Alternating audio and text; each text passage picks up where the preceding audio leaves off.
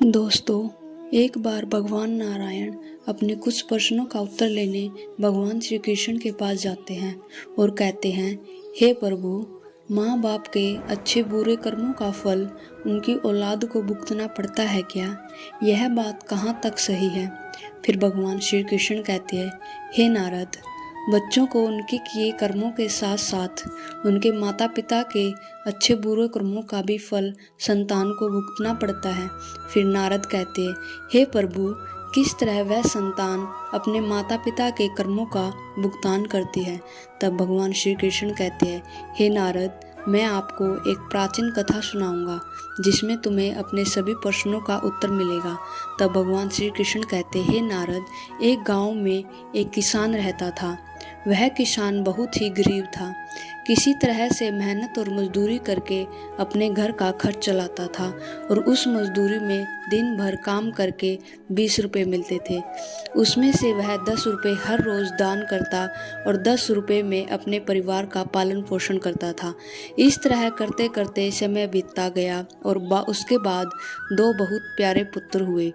अब उसके परिवार में कुल 4 सदस्य हो गए और उस किसान को उनका पालन पोषण करने में समस्या होने लगी, क्योंकि दिन भर की बढ़ती महंगाई को देखते हुए उन्हें 10 रुपये में गुजारा करना मुश्किल होने लगा। फिर भगवान श्री कृष्ण कहते हैं, हे नारद, एक दिन उस किसान के पुत्रों ने पूछा, पिताजी, आप प्रतिदिन 20 रुपये कमाते हो, जिसमें से 10 रुपये आप दान कर देते हैं। ऐसे में हम अपना गुजारा कैसे करेंगे? तब किसान को चुप देखकर उसकी पत्नी कहती है, बेटा, ऐसी कोई बात नहीं है। तुम्हारे पिताजी 10 रुपये दान करते हैं, वह तुम्हारे ही लिए तो करते हैं। लेकिन हे नारद, वे दोनों नन्हे बच्चे अपनी माँ की इस बात को नहीं समझते थे। फिर श्री कृष्ण कहते हैं, एक दिन वह किसान काम करके अपने घर आता है तो आते समय उसकी किसी वाहन से टकराकर मृत्यु हो जाती है। जब किसान की पत्नी व बच्चों को यह खबर मिलती है तो उनको बड़ा दुख हुआ। हे नारद, एक दिन किसान के दोनों लड़कों ने अपनी माँ से पूछा, माँ, हमारे पिताजी कहाँ चले गए? फिर माँ कहती है, बेटा, तुम्हारे पिताजी हमें छोड़कर भगवान भोले बाबा के पास चले गए हैं। जब तुम्हारे पिताजी थे तो रोजाना 20 रुपये कमाते थे, तो 10 रुपये की जो बचत करते थे उसी में हमारा पालन पोषण करते थे और 10 रुपये दान में दे देते थे। लेकिन अब हमारा पालन पोषण कैसे होगा? कैसे हमारा पेट भरेगा? तब माँ ने अपने दोनों बच्चों से कहा, पुत्रों, जिस घर में गरीबी होती है उसकी कोई सहायता नहीं करता, उससे तो बल्कि सभी दूर भागने लगते हैं, शिवाय भगवान के, क्योंकि वही गरीबों की सहायता करते। फिर बेटे ने कहा, माँ, अगर ऐसी बात है तो हम दोनों भाई भगवान भोले बाबा के पास जाएंगे और पिताजी को लेकर आएंगे, क्योंकि हमने भी सुना है भगवान भोले बाबा बड़े ही दयालु हैं और हमारे दुखों को देखकर अवश्य ही हमारी मदद करेंगे और पिताजी को अवश्य ही हमारे साथ भेजेंगे। दोस्तों, फिर भगवान श्री कृष्ण कहते हैं, हे नारद, माँ उन दोनों छोटे बच्चों की बातों पर ध्यान नहीं देती और किसी काम को करने के लिए दोनों बच्चों को घर पर छोड़कर गांव में चली जाती है। हे नारद, वह दोनों बच्चों में आपस में बातचीत करके अपने पिताजी को लेने के लिए घर से निकल जाते हैं। हे नारद, उन दोनों भाइयों को चलते चलते काफ़ी समय बीत गया और उसी समय उनको थकान महसूस होने लगी। अब थककर वह दोनों भाई किसी बरगद के पेड़ के नीचे बैठ जाते हैं। जब दोनों भाई बरगद के पेड़ के नीचे विश्राम कर रहे थे तो उस पेड़ से इंसान रूपी आवाज़ आती है और कहती है, बच्चों, तुम कौन हो और कहाँ जा रहे हो? तब उस किसान के बेटे कहते हैं, हम अपने पिताजी को लाने के लिए कैलाश पर्वत भगवान भोले बाबा के पास जा रहे हैं। तब बच्चों की बात सुनकर पेड़ कहता है, पुत्रों, तुम मेरे लिए भी भगवान भोले बाबा से एक प्रश्न पूछ कर आना। वह कहने लगे कि मैं कई वर्षों से यहाँ पड़ा हुआ हूँ, लेकिन मेरा एक भी जमीन पर पत्ता नीचे नहीं गिरता और ना ही मेरी डालियाँ कभी सूखती है। मैं कितने वर्षों तक यहाँ पर खड़ा रहूँगा? मैंने अपने पूर्व जन्म में ऐसा कौन सा पाप किया है जो मुझे इस योनि से मुक्ति नहीं मिल पा रही? इसका कौन सा कारण है? तब उन दोनों लड़कों ने कहा कि ठीक है, हम भगवान भोले बाबा से तुम्हारा यह प्रश्न पूछ कर आएंगे। दोस्तों, फिर भगवान श्री कृष्ण कहते, हे नारद, ऐसा कहकर वह दोनों बच्चे आगे चले जाते हैं। चलते चलते उन्हें एक बड़ा पक्षी मिलता है, जिसे देखकर वह दोनों बच्चे बहुत डर जाते हैं। लेकिन वह पक्षी मनुष्य रूपी आवाज़ में बोलता है तो कहते हैं, बच्चों डरो मत, मुझे इतना बताओ कि तुम कौन हो और कहाँ जा रहे हो। तब दोनों बच्चे हाथ जोड़कर उस पक्षी को प्रणाम करते हैं और कहते हैं, हम दोनों तो भगवान भोले बाबा के पास जा रहे हैं, हमारे पिताजी को लाने। तब पक्षी कहता है, बच्चों मेरा भगवान भोले बाबा से एक प्रश्न पूछना। मैं कई वर्षों से इस जंगल में पड़ा हूँ, मेरे से उड़ा भी नहीं जाता, जिसमें मेरे भोजन की तलाश भी नहीं कर पाता। अब मुझ में इतनी जान भी नहीं बची कि मैं चल फिर सकूँ। मैंने अपने पूर्व जन्म में ऐसे कौन से पाप किए हैं जो मुझे इस योनि से मुक्ति नहीं मिल पा रही। हे नारद, वह दोनों बच्चे कहते हैं, ठीक है, हम अवश्य ही आपका यह प्रश्न पूछेंगे।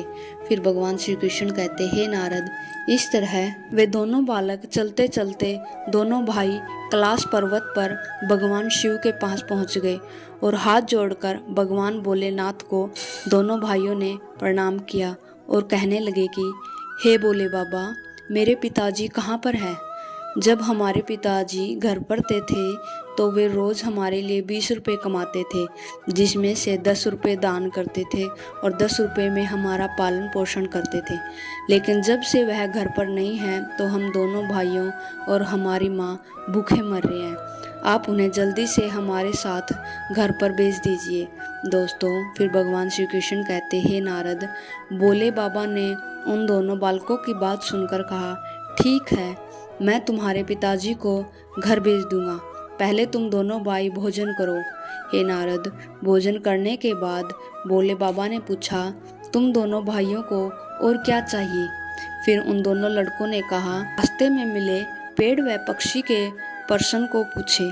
तो भोले बाबा ने उनके उत्तरों को बताया और कहा कि तुम दोनों अपने घर पर जाओ और तुम्हारी माँ तुम्हारा इंतजार कर रही है, तुम्हारे पिताजी घर पर पहुंच जाएंगे। फिर दोनों भाई भोले बाबा से आशीर्वाद लेकर वापस अपने घर के लिए चलने लगे। चलते चलते रास्ते में सबसे पहले उसे वह पक्षी मिला जो उन बच्चों को देखकर कहने लगा, बच्चों, तुमने भोले बाबा से मेरा प्रश्न पूछा था? तब उन्होंने कहा, हाँ, हमने भगवान भोलेनाथ से तुम्हारा प्रश्न पूछा था। भगवान ने कहा है, तुम विद्वान थे, लेकिन तुमने अपना ज्ञान किसी को नहीं दिया। जब वह ज्ञान किसी को नहीं दोगे तो तुम्हें मुक्ति नहीं मिलेगी। तब वह पक्षी कहता है, बच्चों, यह ज्ञान किसे दूं? यह ज्ञान मैं तुम दोनों को दे देता हूँ। ऐसे कहकर वह उन्हें ज्ञान देने लगता है और उस श्राप से मुक्ति पा लेता। फिर भगवान श्री कृष्ण कहते हैं, हे नारद, वह लड़के आगे चलकर अब उस पेड़ देवता के पास जाते हैं और उसके नीचे विश्राम करने लगते हैं। तब वह पेड़ उन लड़कों से कहता है, बच्चों, क्या तुमने भोले बाबा से प्रश्न का उत्तर पूछा? तब वह बच्चे कहते हैं, पूर्व जन्म में तुमने किसी भी व्यक्ति को मीठे फल नहीं बेचे, हमेशा ही खट्टे व कड़वे फल बेचते थे, जिससे जो भी व्यक्ति तुम्हारे दिए फल खाता था वह तुम्हें श्राप देता था, जिसे तुम अब हिल डुल भी नहीं सकते हो। फिर वह पेड़ कहता है, बच्चों, मैं तुम्हें मेरे पेड़ से दुनिया का सबसे मीठा फल तोड़ कर दूंगा, जिसे तुम खा लेना। हे नारद, जैसे ही वह बच्चे उस फल को खाने लगते हैं तो उस पेड़ की आत्मा को शांति मिल जाती है और पेड़ को योनि से मुक्ति मिल गई। हे नारद, अब वह दोनों भाई अपने घर पहुँचे तो किसान की पत्नी उनको देखकर बड़ी खुश हुई और कहने लगी, बेटा, तुम दोनों कहाँ चले गए थे? हे नारद, फिर दोनों भाइयों ने जो भी उनके साथ घटनाएं घटी वह सब कुछ अपनी माँ को बताया। फिर दोस्तों, भगवान श्री कृष्ण कहते हैं, हे नारद, अब दोनों बच्चों को ज्ञान हो चुका था कि हमारे पिताजी वापस नहीं आ सकते। अब उनकी मुक्ति हो चुकी है। उनके पिताजी ने जो भी दान धर्म किया था उसका फल उन दोनों भाइयों को भगवान भोले बाबा ने दे दिया है। दोस्तों, इस प्रकार भगवान श्री कृष्ण कहते हैं, हे नारद, माता पिता के अच्छे और बुरे कर्मों का फल उनकी औलाद को अवश्य मिलता है। यदि कोई उचित काम करने पर भी उसका उचित फल प्राप्त नहीं होता तो वह अपने पाप के कर्मों का भुगतान कर रहा होता है और उस परिश्रम व मेहनत से काम करने पर भी परिणाम शून्य होता है तो हे नारद, उस कार्य को अवश्य ही भगवान के भरोसे छोड़ देना चाहिए। इस प्रकार भगवान श्री कृष्ण अपनी कहानी को समाप्त करते हैं और नारद से कहते हैं, नारद, अब अवश्य ही तुम्हें अपने प्रश्नों के उत्तर मिल गए हों। इस वीडियो द्वारा दिया गया ज्ञान आपको कैसा लगा जरूर बताइएगा। यदि वीडियो पसंद आई है तो हरे कृष्णा जरूर लिखेगा। जय श्री कृष्ण दोस्तों।